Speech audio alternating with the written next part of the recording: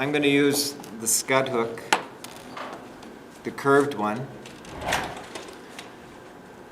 And I tied these flies a few years ago. I was just playing around. I forget somebody was doing something with burlap. So I decided to try making a caddis or scud or whatever. So anyway, it's just the regular potato sack burlap. Just pull the strings out, and this is another easy peasy fly. You don't use any weight on the flies? No, because you want it to kind of float around the bottom part. Like well, you use your line to get it down, but it's the same with chironomid fishing. You wait for your teeny weeny. You don't wait your teeny weeny fly. You wait till it gets down there, and then you strip it in. And this is a similar idea. You don't want it to be dragging in the mud. So here we get basic tying your thread. So all I'm using is just one material, and this is the one that I had the fish on. I had I would say about 50 feet of line out, and I'm just kicking along the edge of the marl, trying to keep the light stuff on the one side and the dark water on the other side, and just slowly just kicking in every once in a while, giving it a twitch. And my line started going out, my reel was singing, and I saw this thing jump. I was into my backing. So I finally was fighting it on my rod, and they started coming towards me, or on my reel. I started peeling it in because he was coming towards me. Next thing I know, he was right beside me, and when it jumped out of the water, it spit my hook, but it scared me too. It was a big fish. I've caught a big hen in Phyllis Lake that I think those are getting into, 7-8 pounds, and this was larger than that. But that lake, I'll tell you, it's Nine Bay Lake. It's north of Radium, and it's sort of a hike-in lake. You have to hike in probably about 50 yards, but it's not a bad lake or to hike in there. There's guys that take their boats out there and they leave them there in the summer. But anyway, getting back to this fly, get to the so-called bend of the hook, depending on how far you want to go back.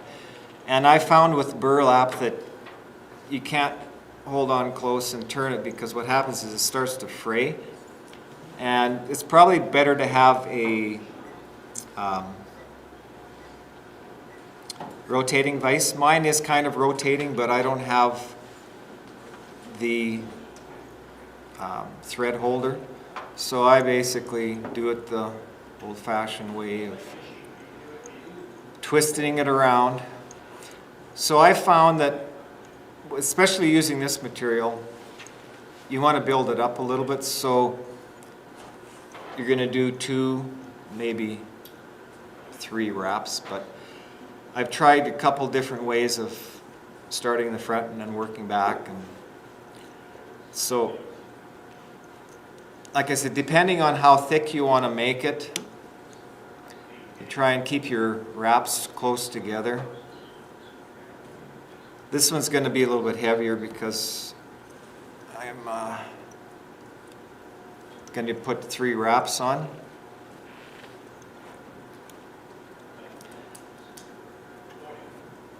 But I've, after catching that one fish, and after I had that one on, I had another one on that just snapped me off. So next time I'll go out there with 15 or 20 pound leader on. So did you catch any?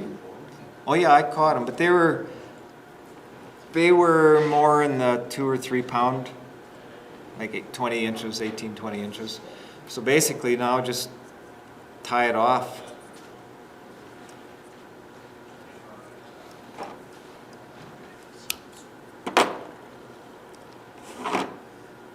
Dan, on that, you could just basically just tie in 3 strands, you just wrap them up and don't cover. Yeah, you could do that also. You, like Paul was saying, you could take your burlap and triple it up, and then the only thing is, We're going to wrap each one separately. oh yeah, you could wrap each one separately, go forward and do it that way. Then you're not so. But that's just it. I mean, once you start tying realistics, you get all these other ideas in there. So it's an easy peasy fly, and you can take your Velcro and try and strip some of the fibers out to create some legs.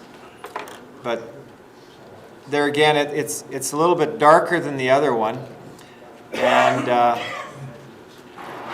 there's enough room there in the gape of the hook for the fish to keep attached to.